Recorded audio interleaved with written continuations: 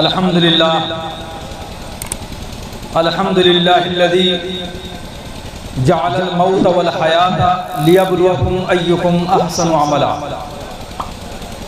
والصلاة الاتمان الاکملان علی سید البشر الذی لولاہ لما خلق الانس والجان وعلى آلہ وصحبہ ومن اتبعهم بإحسان اما بعد فاعوذ باللہ من الشیطان الرجیم بسم اللہ الرحمن الرحیم اینما تکونوا یدرککم الموت ولو کنتم فی بروج مشیدہ صدق اللہ وصدق رسولہ النبی الامین المکین الکریم ونحن على ذلك لمن الشاہدین والشاکرین والحمد للہ رب العالمین ان اللہ وملائکتہ یصلون علی النبی یا ایہا الذین آمنوا صلوا علیہ وسلموا تسلیما اللہم صلی علی سیدنا مولانا محمد معدن الجود والکرم وآلہ الکرام وابنہ الکریم وبارک وسلم صلاۃ والسلام علیک یا رسول اللہ۔ معزز سامعین کرام، اسٹیج پر خاندان اہل بیت آقا کریم نے انتقال سے قبل ہم کو نہیں صحابہ کرام کو نصیحت فرمائی تھی، انی تارک فیکم ثقلین، نعرہ تکبیر، نعرہ رسالت، آقا کریم نے صحابہ کرام کو نصیحت فرمائی تھی، انی تارک فیکم ثقلین، میں تم میں دو چیزیں چھوڑے جا رہا ہوں مضبوط، اگر ان دو چیزوں کو مضبوطی سے پکڑو گے لن تضلوا بعدی ابدا، تو میرے بعد کبھی گمراہ نہ ہوگے۔ عطرتی اہل بیت تھی وہ کتاب اللہ، ایک قرآن پاک ہے، دوسرا اہل بیت۔ تو کسی بھی مجلس کے اندر اہل بیت میں سے کسی کا ہونا یہ اس مجلس کی مقبولیت کی دلیل ہے۔ ہمارے اور آپ کے درمیان سید السادات حضرت علامہ مفتی الحاج غفران رضا صاحب قبلہ جلوہ گر ہیں۔ محترم سامعین کرام، یہ مجلس عرس کے سلسلے میں ہے، عرس ہی کے سلسلے میں ہے نا، اور عرس کا معنی ہوتا ہے خوشی۔ تو سنیوں کے جو علماء وصال کر جاتے ہیں یا جو اولیاء وصال کر جاتے ہیں تو آخر وہ خوشی کیوں مناتے ہیں؟ رونا دھونا ہونا چاہیے۔ عرس کا معنی ہوتا ہے خوشی، اور ہمارا یہ معمول ہے، اہل سنت کا یہ معمول ہے کہ اگر ان کے درمیان سے کوئی عالم دین رخصت ہو جائے یا کوئی ولی اللہ رخصت ہو جائے یا اللہ کا کوئی مقرب بندہ رخصت ہو جائے تو عرس منایا جاتا ہے۔ عرس کا معنی ہوتا ہے خوشی۔ کیوں خوشی مناتے ہیں؟ آپ جانتے ہیں حدیث میں آقا کریم نے فرمایا الدنیا ہی سجن المومن وجنت الکافر، یہ دنیا مومن کے لیے قید خانہ ہے اور کافر کے لیے جنت ہے۔ مولا روم نے فرمایا از برائے مصلحت در حبس دنیا ماندام، از برائے مصلحت در حبس دنیا ماندام، حبس از کجا من از کجا مال تیرا دزدیدام۔ فرما رہے ہیں کسی مصلحت کی وجہ سے اس دنیا میں ڈالا گیا ہے انسان، دنیا کی قید میں انسان کو کسی مصلحت کی وجہ سے ڈالا گیا ہے، ورنہ یہ نیک بندوں نے، ورنہ یہ اولیاء کرام نے، یہ علماء دین نے، یہ اللہ کے نیک بندوں نے کون سا جرم کیا ہے جس کی وجہ سے وہ قید میں ڈالے جائے؟ تو دنیا قید خانہ ہے۔ اب قید خانے سے اگر رہائی ہوگی آپ کی، آپ اس دن کو یاد کرو گے کہ نہیں؟ اس دن کو یاد کرو گے، وہ تاریخ کو یاد کرو گے، اس لمحے کو یاد کرو گے۔ اسی طریقے سے جو اولیاء، جو نیک بندے اس دنیا سے رخصت ہوتے ہیں وہ اس دن کو یاد رکھتے ہیں اور اس دن ان کی خوشیاں منائی جاتی ہیں، وہ اپنے قبر میں جلوہ گر ہوتے ہیں اور اس دن ان کا پیغام عام ہوتا ہے۔ اب وہابی دیوبندی کہتے ہیں کہ یہ بزرگوں کی یاد کب سے منائی جانے لگی؟ یہ طریقہ تو اہل سنت کا نہیں ہے، یہ طریقہ تو صحابہ کا نہیں ہے۔ معزز سامعین کرام، صحابہ کا بھی یہی طریقہ ہے، تابعین کا بھی یہی طریقہ ہے، تبع تابعین کا بھی یہی طریقہ ہے، ائمہ مجتہدین کا بھی یہی طریقہ ہے۔ ایک مرتبہ کا واقعہ ہے، حدیث میں ہے، بعض الصحابہ یتذاکرون عند حجرة النبي صلى الله عليه وسلم فقال قائل منهم آدم صفي الله وقال الثاني إبراهيم خليل الله وقال الثالث موسى كليم الله وقال الرابع عيسى كلمة الله. صحابہ کرام آقا کریم کے حجرے کے پاس جلوہ گر تھے. ایک صحابہ نے عرض کیا، فرمایا کہ آدم صفی اللہ ہے. دوسرے نے کہا ابراہیم خلیل اللہ ہے. تیسرے نے کہا موسیٰ کلیم اللہ ہے. چوتھے نے کہا عیسیٰ کلمت اللہ ہے. اور آقا کریم حجرے عائشہ میں جلوہ گر تھے. یہ ساری چیزیں سماعت فرما رہے تھے. جب یہ گفتگو ہو گئی تو حدیث میں ہے فخرج النبی صلی اللہ علیہ وسلم علیہم وقال قد سمعت ما قلتم آدم صفی اللہ وہذا حق ابراہیم خلیل اللہ وہذا حق موسیٰ کلیم اللہ وہذا حق عیسیٰ کلمت اللہ وہذا حق الا وانی حبیب اللہ ولا فخر لی. آدم صفی اللہ یہ بھی سچ ہے، ابراہیم خلیل اللہ یہ بھی سچ ہے، موسیٰ کلیم اللہ یہ بھی سچ ہے، عیسیٰ کلمت اللہ یہ بھی سچ ہے.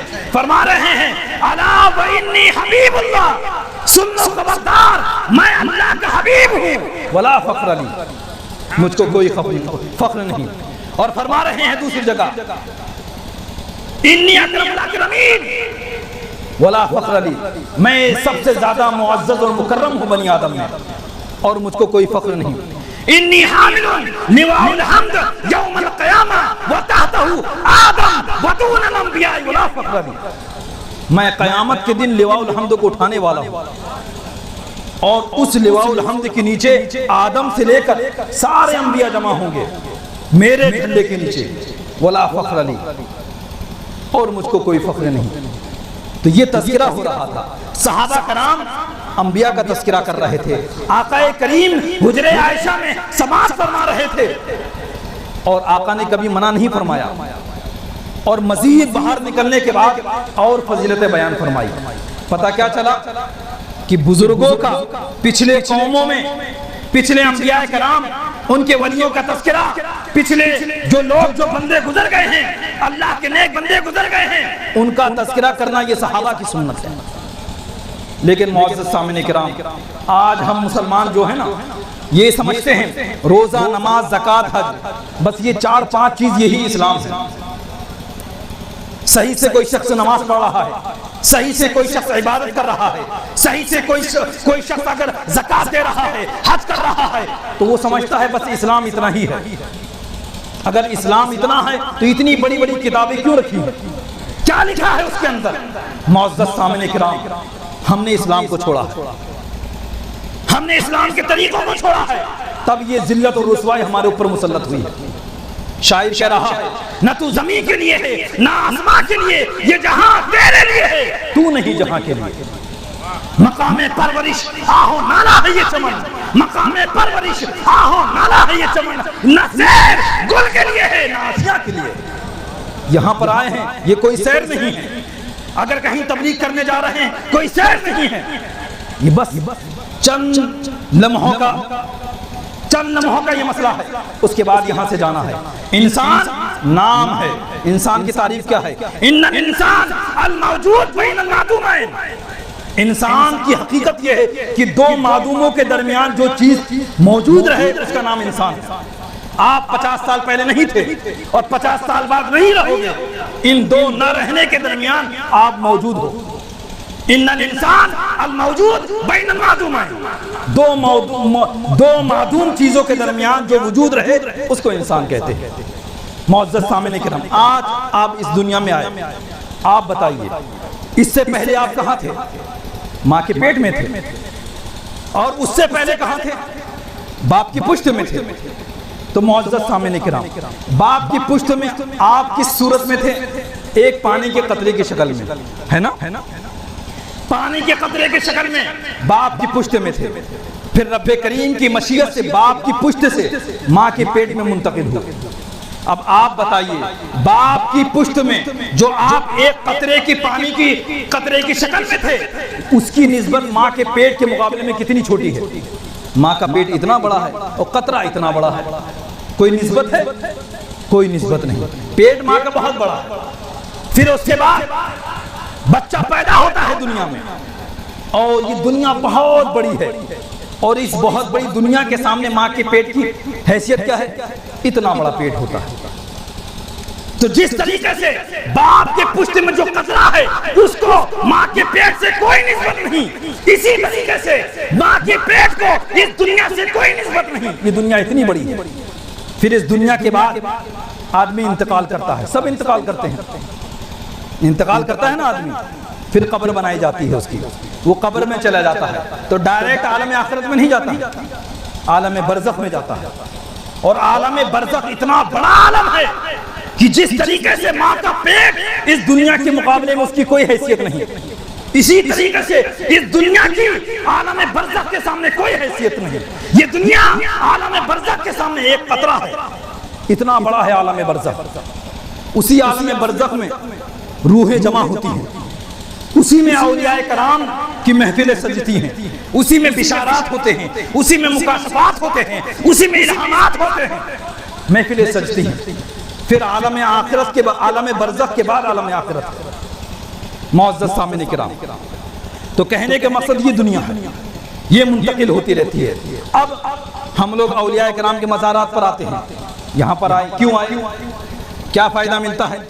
تو معزز سامعین کرام، قرآن پاک میں آپ نے سورہ کہف کے اندر ایک واقعہ سنا ہوگا کہ حضرت موسیٰ علیہ السلام اللہ کے نیک بندے کی تلاش میں نکلے، حضرت خضر علیہ السلام کی، چلتے رہے، اور رب کریم کی طرف سے موسیٰ علیہ السلام کو ایک مچھلی دی گئی کہ اس کو کھاتے رہو، اس کو کھاتے رہو، جس جگہ پر یہ مچھلی زندہ ہو جائے وہ مقام میرے نیک بندے کا ہے، میرے بندے کا ہے۔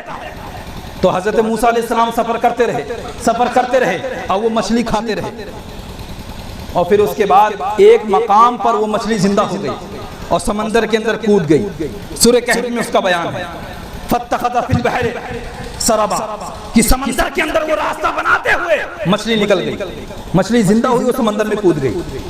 اور حضرت موسیٰ علیہ السلام کے جو خادم تھے حضرت یوشع بن نون، انہوں نے یہ واقعہ دیکھا، سوچا کہ موسیٰ علیہ السلام سو رہے ہیں، جب بیدار ہوں گے تب ان سے یہ واقعہ بیان کر دیا جائے گا، لیکن وہ بھول گئے۔ اب آگے منزل، سفر روانہ ہو گیا، سفر پر روانہ ہوئے، اگلی منزل پر جب پہنچے تو موسیٰ علیہ السلام نے کھانے کے لیے وہ مچھلی مانگی۔ جب مچھلی مانگی تو حضرت یوشع بن نون نے عرض کیا کہ حضور وہ پچھلے مقام پر جہاں پر ہم ٹھہرے تھے وہاں پر وہ مچھلی زندہ ہو کے سمندر میں کود گئی۔ معزز سامعین کرام، آج بھی یہ قرآن نے فرمایا ہے، اور یہ واقعہ 3000 سال پہلے ہوا، اس کے بعد قرآن میں اس کا ذکر ہے، اور آج بھی وہ مچھلی سمندر میں پائی جاتی ہے، اس کو سمک موسیٰ کہا جاتا ہے۔ آج بھی وہ مچھلی آدھی کھائی ہوئی ہے اور آدھی کی طرف گوشت ہے اور آدھی کھائی ہوئی ہے، اور زندہ ہے، سمندر میں پائی جاتی ہے، کھائی جاتی ہے، اور اس کو پایا جاتا ہے، آج بھی اسی حالت میں ہے، اس کی نسلیں برقرار ہیں، اس کی پیدائش ہے، عرب کے ممالک میں ساحل سمندر پر پائی جاتی ہے۔ تو معزز سامعین کرام، وہ مچھلی زندہ ہو گئی، کہاں زندہ ہوئی؟ اس جگہ زندہ ہوئی جس جگہ حضرت خضر علیہ السلام جلوہ گر تھے۔ جب حضرت یوشع بن نون نے فرمایا کہ حضرت پچھلے مقام پر آپ سو رہے تھے، وہاں پر وہ مچھلی زندہ ہو کے سمندر میں کود گئی، تو حضرت موسیٰ علیہ السلام نے فرمایا ذَلِكَ مَا كُنَّا نَبْغِي فَارْتَدَّ عَلَىٰ آثَارِهِمَا قَصَصًا، کہ وہی تو مقام ہے ہمارا، ہم اللہ کے نیک بندے کو تلاش کرنے کے لیے جو نکلے تھے اس کی علامت یہ تھی کہ جس جگہ مچھلی زندہ ہو جائے وہ اللہ والوں کا مقام ہے۔ تو معزز سامعین کرام، حضرت موسیٰ علیہ السلام واپس پلٹے تو اس جگہ پر حضرت خضر علیہ السلام کو جلوہ گر پایا۔ پھر اس کے بعد حضرت خضر علیہ السلام سے عرض کیا کہ میں آپ کے ساتھ رہنا چاہتا ہوں۔ خضر علیہ السلام نے فرمایا کہ آپ میرے ساتھ نہیں رہ سکتے ہو۔ کہا نہیں، میں آپ کے ساتھ رہوں گا۔ کہا ٹھیک، اگر آپ میرے ساتھ رہتے ہو تو آپ کوئی سوال مت کریے گا۔ کہا ٹھیک ہے۔ پھر وہ کشتی میں سوار ہوتے ہیں اور کشتی والا پیسے نہیں لیتا ہے، اور حضرت موسیٰ علیہ السلام ان کے ساتھ سوار ہوتے ہیں، لیکن جب کشتی سمندر میں چلتی ہے تو خضر علیہ السلام کشتی کو توڑ دیتے ہیں، عیب دار کر دیتے ہیں۔ اس پر حضرت موسیٰ علیہ السلام اعتراض کرتے ہیں کہ تم نے کیوں ایسا کیا؟ تو آگے چل کے انہوں نے فرمایا میں نے اس لیے ایسا کیا کیونکہ سمندر کے اس پار ایک ظالم بادشاہ رہتا ہے، اور وہ ہر اس کشتی پر قبضہ کر لیتا ہے جو صحیح سلامت ہوتی ہے، نہیں ہوتی ہے، جس میں کوئی عیب نہیں ہوتا ہے، جو ٹوٹی ہوئی نہیں ہوتی ہے، وہ ظالم بادشاہ اس پر قبضہ کر لیتا ہے، اسی لیے میں نے اس کو توڑا۔ یہ واقعہ سنا ہوگا آپ نے۔ اب بتاتا چلوں، وہ مچھلی کس جگہ زندہ ہوئی؟ جس جگہ حضرت خضر علیہ السلام موجود تھے۔ پتہ کیا چلا؟ جس جگہ اللہ والے رہتے ہیں اس جگہ پر مردہ دلوں میں، مردہ جسموں میں جان آ جاتی ہے اور زندگی مل جاتی ہے۔ مچھلی مردہ تھی لیکن اللہ والے کے مقام پر جب پہنچی تو زندہ ہو گئی۔ اسی طریقے سے یہ اللہ والے زندہ ہیں، ان کی تعلیمات زندہ ہے، ان کا مقام زندہ ہے، ان کی روحانیت زندہ ہے۔ اگر ہم اپنا مردہ دل، اپنے مردہ اعمال، اپنا مردہ ایمان اگر لے کے ان کے مزارات پر آ رہے ہیں تو ان کے مزارات پر پہنچیں گے، چونکہ ان کے مزارات کے اندر یہ زندہ ہیں تو ان کے زندہ ہونے کی وجہ سے ہمارا دل زندہ ہو جائے گا۔ ہمارا عمل اگر زندہ نہیں ہے تو ہمارا عمل زندہ ہو جائے گا۔ ہمارے ایمان کے اندر اگر نور نہیں ہے تو ان کی وجہ سے نور آ جائے گا۔ معزز سامعین کرام، یہ طریقہ ہے۔ آپ حضرت خواجہ غریب نواز رضی اللہ تعالیٰ عنہ ہندوستان میں تشریف لائے نا، تشریف لانے سے پہلے وہ لاہور تشریف لے گئے اور لاہور میں حضرت داتا گنج بخش ہجوری لاہوری ان کے مزار پر انہوں نے چلہ کیا، کچھ دن وہاں پر انہوں نے گزارے۔ اور جب کیوں گزارے؟ کیونکہ غوث پاک نے فرمایا تھا ہندوستان تو جا رہے ہو تبلیغ کرنے، لیکن ہندوستان کے دروازے پر اللہ کے شعروں میں سے ایک شعر ہے، اس سے اجازت لے کے جانا۔ تو حضرت خواجہ غریب نواز علیہ الرضوان وہاں پر چلہ کش ہوئے اور وہاں پر کافی عرصہ گزارا۔ اور جب ان کا دل اس طریقے سے زندہ ہو گیا جس طریقے سے زندہ ہونا چاہیے تبلیغ کے لیے، اسلام کی نشر و اشاعت کے لیے، تب ان کو ہندوستان روانہ کیا گیا۔ تو پتہ کیا چلا کہ مردہ دل والا اگر اولیاء اللہ کے مزارات پر آ جائے تو اس کا دل زندہ ہو جاتا ہے، اس کا ایمان زندہ ہو جاتا ہے، اس کا عمل زندہ ہو جاتا ہے اور اس کے اعمال زندہ ہو جاتے ہیں۔ اور یہ حقیقت بھی ہے، آپ کسی ڈاکٹر سے معلوم کر لیجئے کہ اگر کوئی ایک مضبوط انسان ہے، طاقتور انسان ہے، اور طاقتور انسان کا اگر دل نکالا جائے تو اس کے دل کی دھڑکنیں، ہارٹ بیٹ بہت تیز ہوتی ہیں، تیز تیز دھڑکے گا، کسی بھی ڈاکٹر سے پوچھ لو۔ اور ایک کمزور انسان کا دل نکالو، اس کے دل کی دھڑکنیں ہلکی ہلکی دھڑکیں گی، اور دونوں دل کو، طاقتور دل اور کمزور دل کو، دونوں کو قریب قریب رکھ دو۔ ڈاکٹر کی رپورٹ بتا رہی ہے اگر ان دونوں دلوں کو اس طریقے سے قریب قریب رکھا گیا 10 سے 15 منٹ تو طاقتور دل کی دھڑکنیں کمزور دل پر حاوی ہو جائیں گی، اور کمزور دل بھی 15 منٹ کے بعد طاقتور دل کی طرح دھڑکنے لگے گا۔ یہ حقیقت ہے، ڈاکٹر سے آپ معلوم کر سکتے ہیں جا کے۔ تو معزز سامعین کرام، اسی طریقے سے اگر ہمارا ایمان مضبوط نہیں، اگر ہمارا عمل مضبوط نہیں ہے، ان اولیاء اللہ کے مزارات پر اگر ہم آ جائیں تو وہ دل زندہ ہو جائے گا۔ یہ اولیاء اللہ ہیں، بزرگوں نے فرمایا ان الاولیاء لا يموتون بل ينتقلون من دار الى دار۔ یہ اولیاء اللہ مرتے نہیں ہیں بلکہ ایک مقام سے دوسرے مقام کی طرف منتقل ہوتے ہیں۔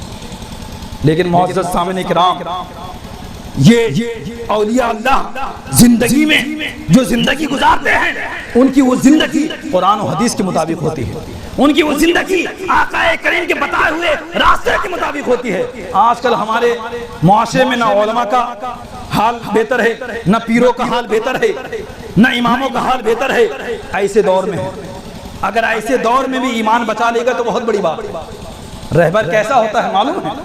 معزز سامعین کرام، ایک سلطان گزرا ہے اسلامی تاریخ میں، سلطان علب ارسلان، سلجوق سلطان گزرا ہے۔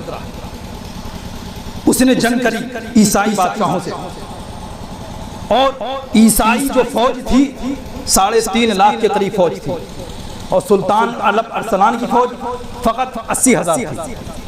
اور جنگ شروع ہوئی۔ جب جنگ شروع ہوئی تو سلطان علب ارسلان کا جو وزیر تھا، جس کو کہتے ہیں نظام الملک طوسی، جس نے مدرسہ بنایا تھا، اس مدرسے سے حضور غوث پاک فارغ ہوئے تھے۔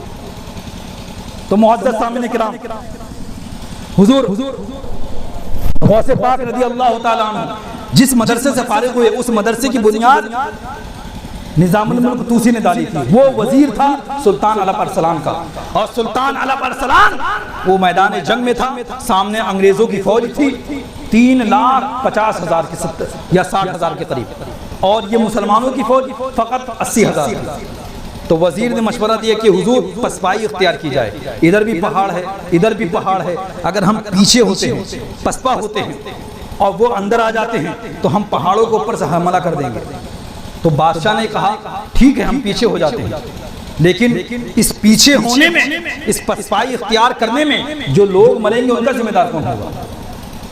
کہا جنگ ہے، جنگ میں تو کچھ لوگ مرتے ہیں۔ کہا نا ٹھیک ہے تمہارا یہ مشورہ ٹھیک ہے، لیکن تم لوگ پسپا ہو جاؤ، میں اپنے جانباز اور اپنے دستے کے ساتھ یہیں پر رہوں گا، میں جنگ کروں گا، جو لوگ پسپا ہونے والے ہیں وہ پسپا ہو جائے، میں یہاں جنگ کروں گا۔ اب جب یہ فیصلہ ہو گیا ٹھیک ہے باقی فوج پسپا ہو جائے گی اور سلطان کا جو خاص دستہ ہے وہ آگے بڑھ کے جنگ کرے گا۔ تو نظام الملک طوسی نے کہا کہ حضور کل جمعہ ہے، جمعے کے بعد نماز پڑھنے کے بعد انشاءاللہ ہم جنگ شروع کرتے ہیں۔ جمعے کی نماز دوسرا دن جب ہوتا ہے تو خود سلطان جمعے کی نماز پڑھا رہا ہے، ایسا رہبر ہوتا ہے، تب جا کے اسلام کو سربلندی ملتی ہے۔ آج ہمارے جو پیر ہیں آج کے زمانے میں ان کو صحیح طریقے سے نماز اس کے مسائل نہیں معلوم، تو قیادت کے اصول کیسے جانیں گے؟ قیادت کیسی کی جائے، رہبری کیسی کی جائے؟ بہرحال سلطان نے نماز پڑھائی، اس کے بعد دعا ہوئی، دعا ہونے کے بعد جنگ شروع ہوئی۔ اب دیکھیے سلطان نے نماز کے بعد رب کے بارگاہ میں دعا کری کہ مولا اس جنگ میں کامیابی عطا فرما، تو ہی عزت دینے والا ہے، تو ہی ذلت دینے والا ہے۔ اب جب نماز کے بعد جب جمعے کی صفیں ختم ہوتی ہیں تو کیا ہوتا ہے؟ سورج بہت تیزی سے چمکتا ہے۔ قرآن میں فرمایا ہے نا کم من فئۃ قلیلۃ غلبت فئۃ کثیرۃ باذن اللہ، بہت سی مرتبہ ایسا ہوا ہے کہ رب نے چھوٹی سی جماعت کو بہت بڑی جماعت پر غلبہ دیا۔ یہ پہلے بھی ہوا ہے اور اس کے بعد بھی ہوا ہے اور آج کے زمانے میں بھی ہوا ہے۔ تو معزز سامعین کرام، سلطان نے جمعے کے نماز کے بعد جب جنگ شروع کری سورج بہت تیزی سے چمکا۔ جو رومی بادشاہ تھا اس کے دل میں گھبراہٹ پیدا ہوئی کہ اتنی گرمی ہے، لاؤ ہم اپنے گھوڑے سے اتر کے خیمے میں جائیں۔ وہ گھوڑے سے اتر کے جیسے خیمے میں گیا، اس کے فوج کے اندر یہ آواز گونج گئی کہ بادشاہ جنگ سے بھاگ رہا ہے۔ اتنا گونجنا تھا کہ ساری فوج نے پیٹ پھیری اور سلطان کی فوج کو بغیر لڑے کامیابی نصیب ہوئی۔ یہ اللہ کی نعمت ہے۔ اور پھر اس کے بعد سلطان کے دستے نے بادشاہ کو گرفتار کیا، گرفتار کر کے لایا گیا۔ آج ہوتے ہیں نا ہم لوگ اپنے بھائیوں سے بدلہ لینے لگتے ہیں، اپنے باپ اور چچا سے بدلہ لینے لگتے ہیں۔ سلطان کے بارگاہ میں جب عیسائی بادشاہ گرفتار کر کے لایا گیا تو سلطان نے اس سے پوچھا کہ اگر میں تمہارے پاس گرفتار کر کے لایا جاتا تو تم میرے ساتھ کیا سلوک کرتے؟ کہا بہت سخت سزا دیتا، بہت ذلیل کرتا، بہت رسوا کرتا اور بہت زیادہ تم کو تکلیف دیتا۔ تو سلطان نے فرمایا، اللہ پر سلام نے فرمایا کہ ہمارے نبی نے ہم کو یہ تعلیم نہیں دی ہے۔ ہمارے نبی نے یہ فرمایا ہے کسی قوم کا اگر سردار تمہارے پاس آ جائے تو اس کی تعظیم کرو، اس کے لیے کھڑے ہو، اس کے لیے جگہ چھوڑو۔ تو بادشاہ نے کہا اپنے سپاہیوں کو کہ اس بادشاہ کی زنجیریں توڑ دی جائیں، ہتھکڑیاں اتار دی جائیں اور اس کو میرے تخت پر بیٹھایا جائے۔ یہ اسلامی اخلاق ہے۔ اس بادشاہ کو بادشاہ کے سلطان علب ارسلان کے تخت پر بٹھایا گیا۔ پھر سلطان نے اس کو اپنے وہاں پر کئی دن مہمان بنایا اور پھر اس کے بعد اس کی سرحد پہ لے آ کے چھوڑا اور یہ کہا کہ تم جاؤ اور جا کے پھر سے فوج تیار کرو، اور اگر پھر سے لڑنا چاہتے ہو تو میدان میں آنا، علب ارسلان تو میدان جنگ میں تم لڑتا ہوا پاؤ گے۔ یہ اسلامی اخلاق ہے معزز سامعین کرام۔ لیکن آج ہم ذلیل و رسوا ہیں۔ کس وجہ سے؟ کیا پیسوں کی وجہ سے؟ سب سے زیادہ دنیا کے اندر سونا مسلمانوں کے پاس ہے، سب سے زیادہ دولت دنیا کے اندر مسلمانوں کے پاس ہے، سب سے زیادہ دنیا کے اندر جو کنٹری ہیں، ممالک ہیں، مسلمانوں کے ہیں، سب سے زیادہ تجارت کے جو راستے ہیں مسلمانوں کے پاس ہیں، سب سے زیادہ اگر دنیا کے اندر سونے کے کانے ہیں تو مسلمانوں کے پاس ہیں، سب سے زیادہ اگر دنیا کے اندر قیمتی پتھروں کی کانیں، اس کی کھدانیں اگر ہیں، اس کے خزانے اگر ہیں تو مسلمانوں کے پاس ہے۔ دنیا کی سب سے بہترین قیمتی زمین اگر ہے تو مسلمانوں کے پاس ہے۔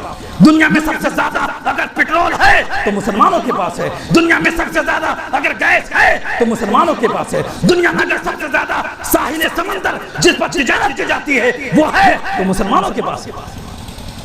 اور اگر سارے ممالک مسلمانوں کی مل جائیں تو دنیا کی سب سے زیادہ پاورفل اگر کوئی فوج ہے تو مسلمانوں کی ہے۔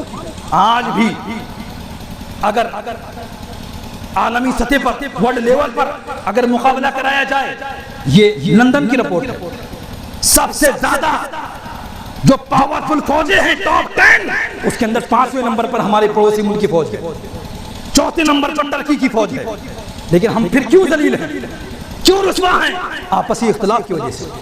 کون سی چیز ہم میں نہیں ہے؟ آج آپ جانتے ہیں، آپ پڑھے لکھے لوگوں سے پوچھ لیجئے، دنیا میں 2 قومیں رہتی ہیں، ایک ہوتی ہے غالب، ایک ہوتی ہے مغلوب۔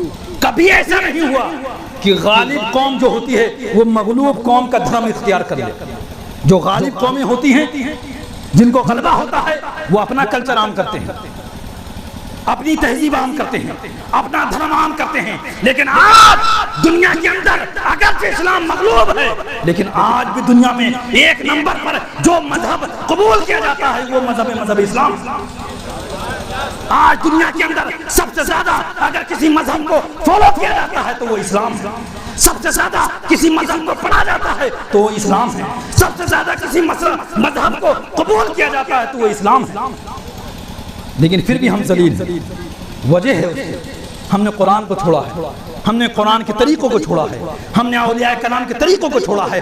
آج بھی دنیا کے اندر سب سے زیادہ چھاپی جانے والی کتاب قرآن ہے، سب سے زیادہ پڑھی جانے والی کتاب قرآن ہے، سب سے زیادہ خریدی جانے والی کتاب قرآن ہے، اور سب سے زیادہ تعداد دنیا کے اندر مسلمانوں کی۔ لیکن پھر بھی معلوم ہے مسلمانوں کا قتل عام کہاں کہاں ہو رہا ہے؟ کشمیر میں مسلمانوں کا قتل عام ہو رہا ہے، بوسنیا میں مسلمانوں کا قتل عام ہو رہا ہے، کوسووا میں مسلمانوں کا قتل عام ہو رہا ہے، بلغاریہ میں مسلمانوں کا قتل عام ہو رہا ہے، کورنو کاراباغ میں مسلمانوں کا قتل عام ہو رہا ہے، اور اس کے بعد لیبیا میں مسلمانوں کا قتل عام ہو رہا ہے، وادی طوا میں مسلمانوں کا قتل عام ہو رہا ہے، بغداد میں مسلمانوں کا قتل عام ہو رہا ہے، فلسطین کے اندر مسلمانوں کا قتل عام ہو رہا ہے، شام کے اندر مسلمانوں کا قتل عام ہو رہا ہے۔ کتنے ممالک ہیں؟ نائجیریا میں مسلمانوں کا قتل عام ہو رہا ہے، کینیا ممباسا میں مسلمانوں کا قتل عام ہو رہا ہے، سوڈان میں مسلمانوں کا قتل عام ہو رہا ہے، سنجیان جو چائنا کے اندر آتا ہے وہاں مسلمانوں کا قتل عام ہو رہا ہے، بلغار، کاشغر، ماوراء النہر، ترکمانستان، قازان، ان سارے علاقوں میں مسلمانوں کا قتل عام ہو رہا ہے، برما، ان سارے علاقوں میں مسلمانوں کا قتل عام ہو رہا ہے۔ لیکن کوئی بولنے والا نہیں۔ سب کیا سوچتے ہیں؟ آپ لوگ سوچتے ہو نا یہاں پر کہ فلاں ملک پر حملہ ہو رہا ہے، فلاں ملک نہیں بول رہا، بالکل یہی پوزیشن لیکن چھوٹے سطح پر آپ کے علاقے میں بھی ہے کہ اگر آپ کے علاقے میں کسی غریب کو دبایا جاتا ہے تو کہتا ہم، آپ لوگ کہتے ہو، سوچتے ہو ہم کو کیا لینا دینا ہے، اس کو مار رہا ہے وہ جانے، ہم سے کیا لینا دینا ہے۔ اسی طریقے سے عالمی سطح پر اگر کسی غریب اسلامی ملک پر حملہ کیا جاتا ہے، اس کو تباہ کیا جاتا ہے تو دوسرے ممالک سوچتے ہیں ہم سے کیا لینا دینا ہے، ہمارا کیا ہے اس میں۔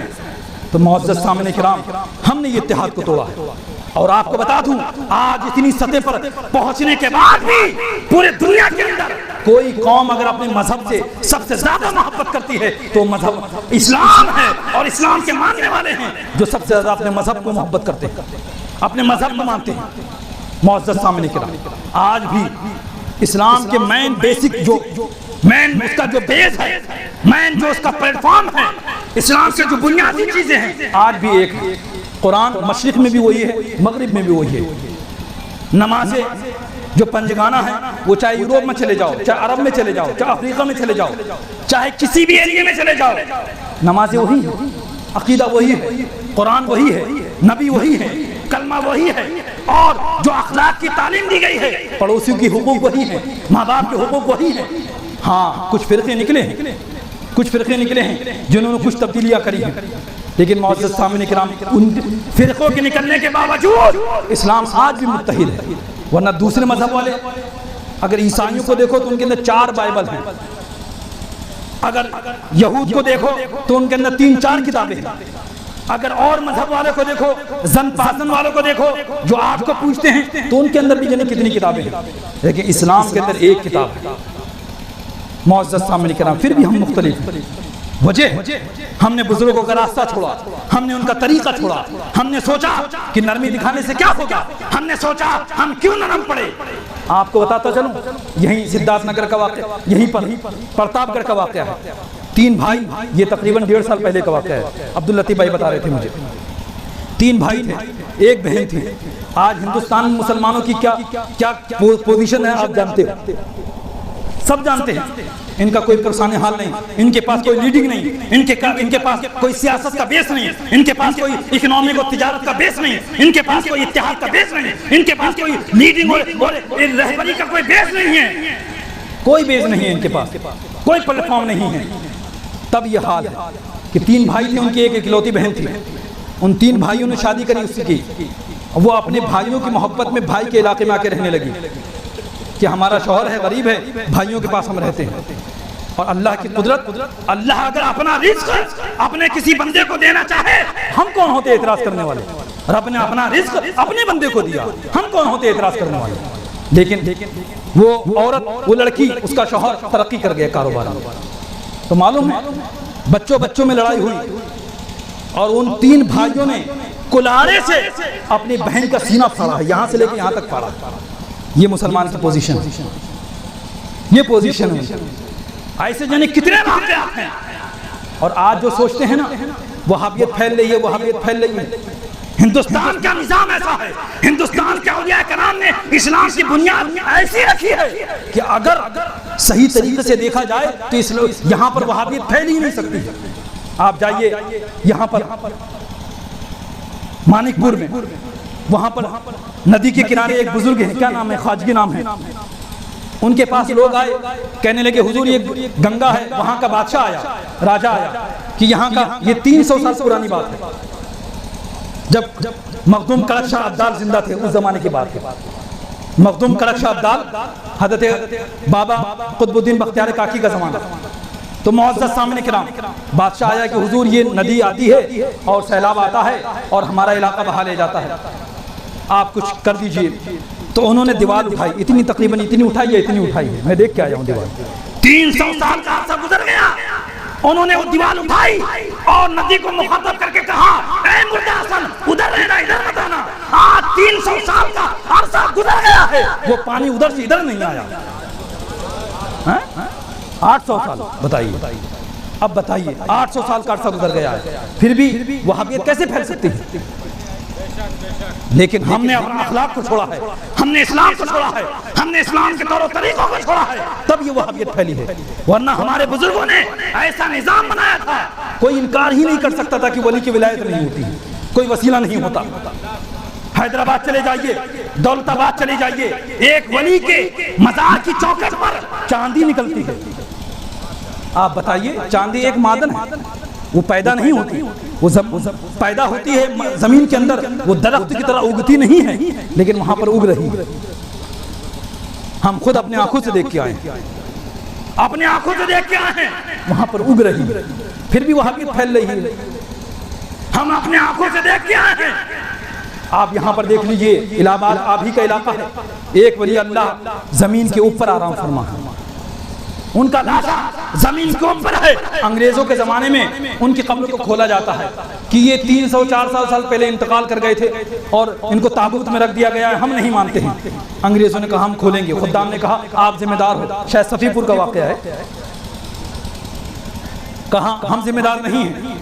تو انہوں نے کھولا تو کیا دیکھا، اللہ کے ولی گویا کہ ایسا ابھی لٹایا گیا ہے، اتنے تر و تازہ ہے۔ پھر بھی انگریز کو یقین نہیں آیا، اس نے پاؤں کے انگوٹھے میں سوئی چبوئی، دیکھے کہ واقعی میں صحیح ہے، خون نکلنے لگا۔ اب بتائیے ایسی زمین پر بھی وہابیت پھیل جائے اور کہیں کہ نہیں اللہ کے نبی مر کے مٹی میں مل گئے، اللہ کے ولی مر کے مٹی میں مل گئے معاذ اللہ، یا اللہ کے نیک بندے مر کے مٹی میں مل گئے، نہیں ہو سکتا ہے نا۔ لیکن ہم نے چھوڑا، ہم نے اپنے آباء و اجداد کی یادوں کو بھلایا ہے، ہم نے ان کے ذکر کو بھلایا ہے، ہم نے ان کے طریقوں کو بھلایا ہے، ہم نے ان کے تعلیمات کو بھلایا ہے، تب شیطان نے ہم پر غلبہ پایا۔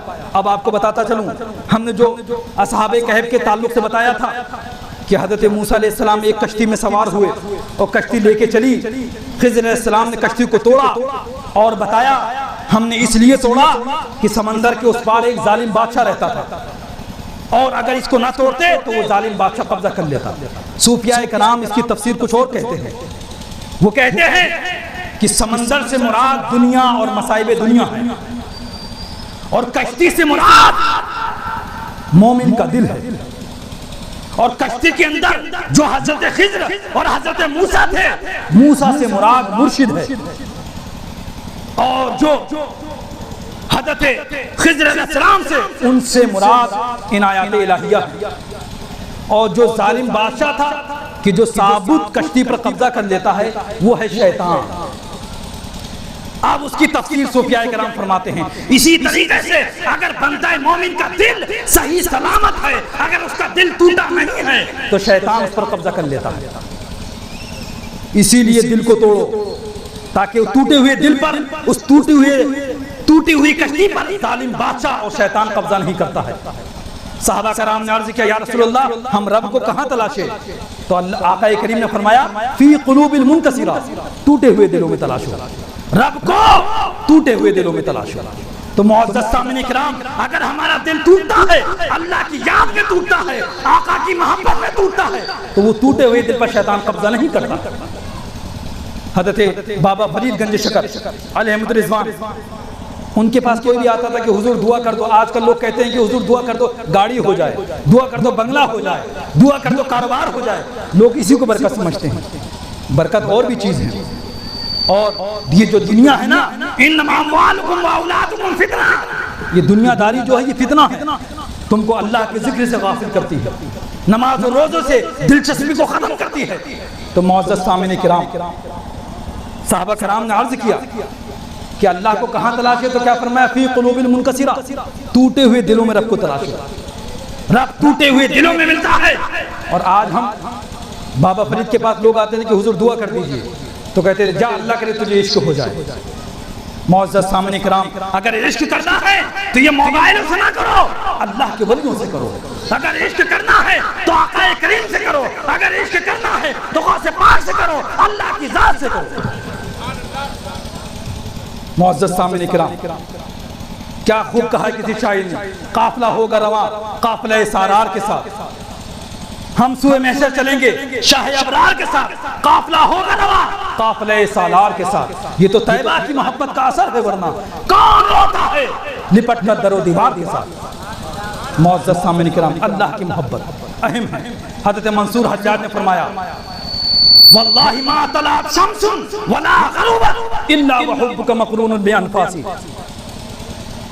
ولا ذکرتک محزونا ولا فرحا الا وانت بقلبی بین وسواسی، ادنو فیبعدنی خوف فیقلقنی شوق تمکن فی مکنون عشائی۔ پھر فرماتے ہیں حبی لمولایا، ہماری محبت ہمارے رب کے لیے، حبی لمولایا اذنانی واسقمنی فکیف اشکو الی مولایا مولائی۔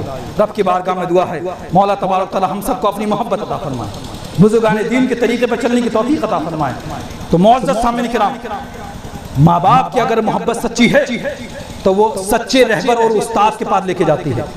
اگر استاد کی محبت اور عقیدت اور اس کے ادب، اس کا ادب سچا ہے تو سچے مرشد تک لے کے جاتا ہے، اور اگر مرشد سچا ہے تو وہ آقا کریم کی سچی محبت تک لے کے جاتی ہے۔ یہ سلسلہ ہے معزز سامعین کرام۔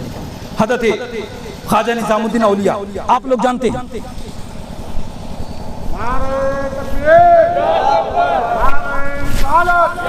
آپ جانتے ہیں خواجہ نظام الدین اولیاء، ان کے ایک مرید ہیں خواجہ امیر خسرو، وہ چلے گئے بنگال فتح کرنے، اور ادھر ایک شخص سید زادہ حضرت خواجہ نظام الدین اولیاء کی بارگاہ میں پہنچتا ہے کہ حضور ہم کو اپنی بچی کی شادی کرنا ہے، پیسہ دے دیجئے، آپ کے پاس بہت بڑے بڑے بادشاہ آتے ہیں۔ کہا میرے پاس تو کچھ نہیں ہے فقیر کے پاس۔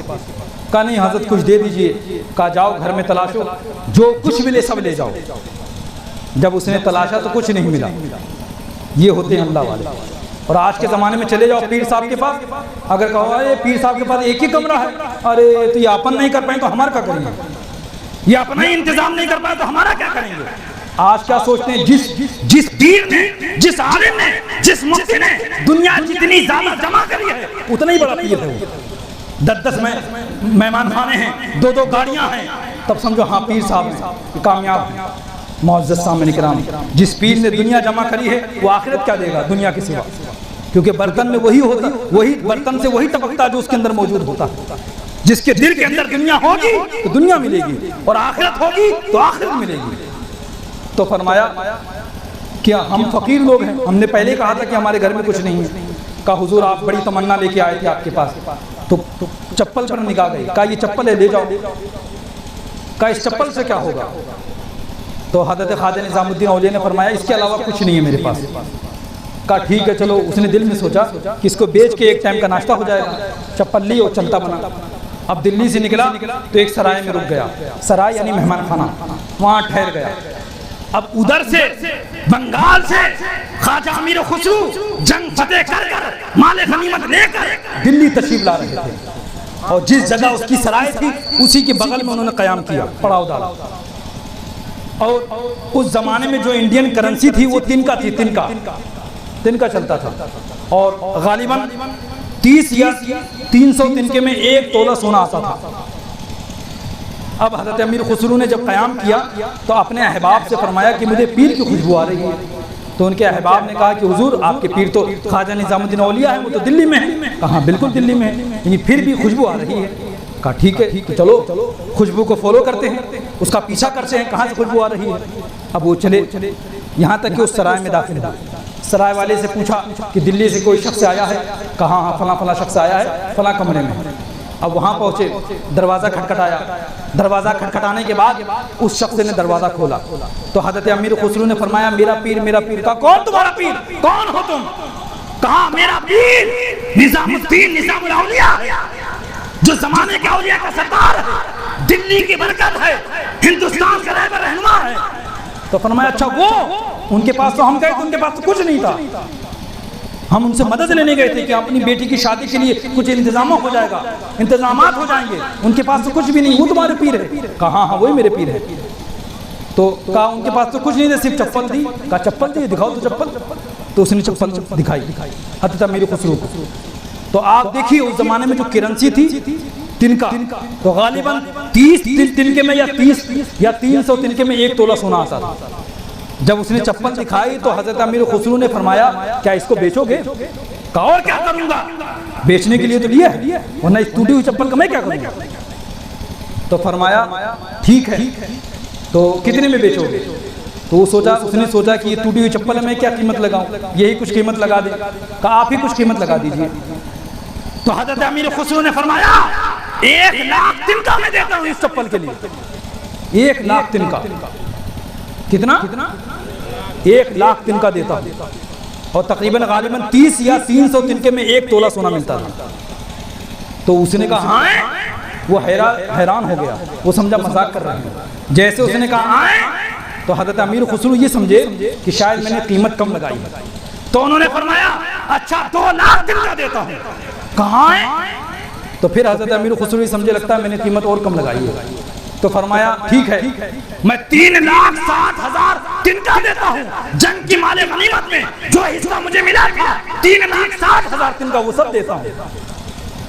تو اس نے کہا اگر آپ مذاق نہیں کر رہے ہو تو لاؤ اور یہ لے جاؤ. تو حضرت امیر خسرو نے آدمی بھیجا اور سارا مال منگوایا اور اس کو دیا، اور بدلے میں وہ چپل لی اور امامہ اتارا اور امامے میں اس چپل کو لپیٹا اور دلی کی طرف روانہ ہو گیا. اور آج فتوی بازی کا زمانہ ہے، ذرا سا کچھ ہو جائے امامے کی توہین ہوگی، امامے میں چپل لپیٹیے لہذا تو کافر ہو گئے. ایسا بہوارا تو ایسا ہوا تو وہ ایسا ہوا تو وہ ایسا ہوا تو کافر. معزز سامعین کرام، اسلام بہت مضبوط چیز ہے. خیر اب وہ دلی پہنچے تو سیدھا اپنے پیر و مرشد کے خانقاہ میں آئے. خانقاہ کا دروازہ کھٹکھٹایا تو خواجہ نظام الدین اولیاء نے فرمایا خادم سے کہ کھولا دروازہ، میرا خسرو آیا. دروازہ کھولا گیا. حضرت امیر خسرو اندر تشریف لائے، سلام کیا، قدم بوسی کی. خواجہ نظام الدین اولیاء نے فرمایا کیا کیسے آئے، کیا کر کے آئے؟ کہا حضور جنگ میں فتح حاصل کر اور تجارت کر کے آ رہا ہوں. تو فرمایا جنگ تو تمہیں مبارک ہو، تجارت میں کیا خریدا؟ فرمایا جنگ تو تمہیں مبارک ہو، تجارت میں تم نے کیا خریدا؟ تو فرمایا حضور تجارت میں آپ کی چپلیں خریدی ہیں۔ کہا کتنے میں خریدی؟ کہا 3,60,000 تنکے میں آپ کی چپلیں خریدی ہیں۔ تو کیا فرمایا کہ خسرو بڑی سستی خرید لی۔ یہ ہوتا ہے پیر اور یہ ہوتے ہیں مرید۔ یہ وہ زمانہ تھا۔ اور آج کا زمانہ، میں جس علاقے میں رہتا ہوں گاؤں میں، وہاں ایک ڈاکٹر صاحب ہیں، میرے پاس آئے، کہنے لگا حضرت آپ کی دعوت ہے گھر میں۔ میں نے کہا میرے پاس ٹائم نہیں ہے، آج فلاں جگہ ہے، کل فلاں جگہ، پرسوں فلاں جگہ۔ کہا نہیں جانا ہی جانا ہے۔ میں نے کہا میں ابھی آپ سے وعدہ کر لوں اور کسی اور سے پھر وعدہ کر کے چلا جاؤں تو آپ کو برا لگے گا نا۔ اسی طریقے سے میں نے کسی سے وعدہ کیا ہے، میں آپ کو وہاں نہیں آ سکتا شام کی دعوت میں۔ تو کہا ٹھیک ہے تو قدم ہی رکھ دیجیے۔ میں نے کہا ہاں یہ صحیح ہے، چلو۔ اب اس کے گھر میں پہنچے، صلاح الدین جو بسیں لے کے آتے ہیں انہی کی بات بتا رہا ہوں۔ تو آنگن میں انہوں نے پلنگ بچھایا اور آس پاس علاقے کے پردھان وغیرہ اور لوگ تھے، سب بیٹھ گئے۔ میں پلنگ پر بیٹھا، گدا ودا بچھایا، نمک اور نمکین وغیرہ لگایا، بسکٹ وغیرہ لگایا، چائے وغیرہ بنا کے پیش کری۔ تو سب لوگ پی رہے تھے۔ پلنگ کے نیچے سے آواز آئی، میں نے دیکھا تو نیچے مرغا بیٹھا ہوا تھا۔ تو میں نے کہا یہ کیا ہے؟ تو کہ حضور کھائے لیا جائے۔ میں نے پوچھا یہ کیا ہے؟ کہا حضور کھائے لیا جائے۔ میں نے کہا میں یہاں آپ کو، میں نے پہلے سے کہہ دیا تھا کہ میں صرف ناشتے کے لیے آ رہا ہوں اور آپ کھانے کی دعوت دے رہے ہیں، حضور کھائے لیا جائے۔ میں نے کہا آپ عجیب آدمی ہو۔ وہ بیچارہ آ کے نیچے بیٹھا ہے کہ عالم مولانا پیر صاحب ہیں، کچھ برکت مل جائے، اور آپ کہہ رہے ہو کہ نہ اس کو کاٹ کے کھا لیا جائے، کہنا ہے حضور کھائے لیا جائے۔ میں نے کہا عجیب بات ہے۔ تو اس پر پردھان لوگ اور لوگ کہنے لگے کہ حضور قبول کر لیجئے، ورنہ یہ کسی کو دعوت کھلاتے نہیں، آپ قبول کر لو، ہم لوگ آ کے کھا لیں گے، بس آپ آ جائیے گا۔ میں نے کہا اچھا ایسی بات ہے تو ٹھیک ہے چلو۔ اب دوسرے دن میں پہنچا، اسی جگہ پلنگ بچھایا انہوں نے اور آس پاس کرسیاں بھی اسی طرح بچھائی، اس پر اسی مرغے کو رکھا اور یہی سب لوگ نوچ نوچ کے مرغا کھا رہے تھے۔ پھر پلنگ کے نیچے سے آواز آئی، ہم نے دیکھا تو وہاں بکرا بیٹھا ہوا تھا، اللہ کی قدرت۔ تو ہم نے کہا یہ کیا ہے؟ تو کہا حضور بخش دیا جائے۔ تو ہم نے کہا کیوں؟ کہنا حضور بخش کر دیا جائے۔ ہم نے کہا نا، میں نے کہا کل مرغا بیٹھا تھا نا یہاں پر، تو نہ حضور بخش دیا جائے، بیوقوف ہے جاہل ہے کچھ نہ جانا تھا، بخش دیا جائے۔ ہم نے کہا نا، مرغے کو یہاں بیٹھنے کی سزا موت ملی تو اس کی بھی کوئی سزا ہونی چاہیے، کہنا حضور بخش دیا جائے، قربانی قریب ہے وہی میں کا ذبح کرے گا۔ تو ہم نے کہا ٹھیک ہے قربانی قریب ہے تب چھوڑ رہا ہوں، ورنہ نہیں چھوڑتا میں۔ آج کی عقیدت یہ ہے کہ تھوڑی سی چیز پیر صاحب کو کھائی لو، اتنا ڈھیر سارا ہمارے پاس لا کے دے دو۔ ایک آدمی آیا میرے والد صاحب کے پاس، ایک بھاؤپور کا، وہ تانبے کا بہت بڑا سوٹا لے کے، اتنا موٹا، اور والد صاحب سے کہا حضور آپ دعا کر دیجئے یہ پورا سونے کا ہو جائے، پھر اس میں سے تھوڑا سا توڑ کے آپ کو دے دیں گے۔ آج کا زمانہ ایسا ہے، یہ آج کا زمانہ ہے۔ لیکن معزز سامنے کرام، جو دنیا میں جتنا کم جن کو رزق ملا ہے، حضرت علی نے فرمایا کہ تم دنیا میں اللہ کے تھوڑے سے رزق پر راضی ہو جاؤ اور آخرت میں رب کریم تمہارے تھوڑے سے عمل پر راضی ہو جائے گا۔ اور آپ یہ بتاؤ اگر مصیبت آتی ہے کہ بچوں کی مصیبتیں ہیں، کھانے کی مصیبت ہے، رہنے کی مصیبت ہے، تبلیغ میں مشکلیں آ رہی ہیں، اور اس کے بعد دین کا کام کرنے میں مشکلیں آ رہی ہیں، تو بتاؤ کون سا ولی اللہ ہے، کون سا عالم دین ہے جس نے یہ مشکلوں کا سامنا نہ کیا ہو؟ ہر ولی کو مشکلوں کا سامنا ہوا ہے، ہر اللہ کے ولی کو مشکلوں کا سامنا کرنا پڑا ہے، ہر عالم دین کو مشکلوں کا سامنا کرنا پڑا ہے، اور پھر ہمارے نبی کو سامنا کرنا پڑا۔ تو معزز سامعین کرام، رب کی بارگاہ میں دعا ہے کہ مولا تبارک و تعالی ہم سب کو صحیح سمجھ عطا فرمائے۔ شاعر کہہ رہا ہے دیگر گو ہے جہاں ستاروں کی گردش تیز ہے ساقی، دیگر گو ہے جہاں ستاروں کی گردش تیز ہے ساقی، دل ہر ذرہ میں غوغائے رستہ خیر